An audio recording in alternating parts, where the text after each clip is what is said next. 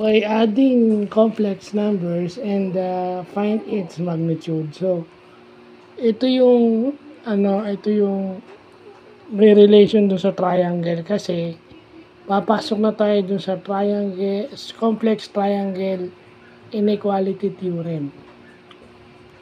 So, kung less than or equal yun ang triangle inequality theorem. Yun yung makakabuo ng triangle. When you talk about complex numbers. So, as a primer, kailangan matutunan muna natin mag-add ng complex numbers at hanapin yung magnitude nito. Yung magnitude nito is yung distance from the origin.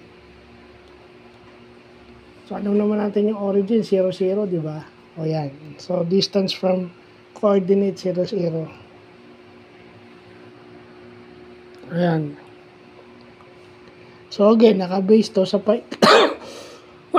Pythagorean theorem base na naman to.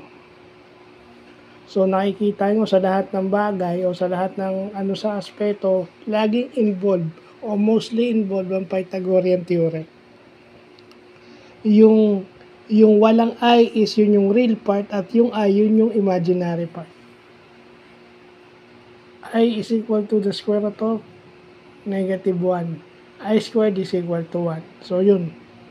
Kaya pala na-include yung addition, subtraction, multiplication, and division of complex numbers kasi may triangle inequality.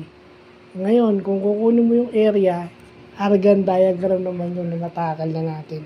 Dapat pala nauna to bago yung Argand diagram. Pero kahit baliktad, basta importante natakal natin. So, yun lang pa.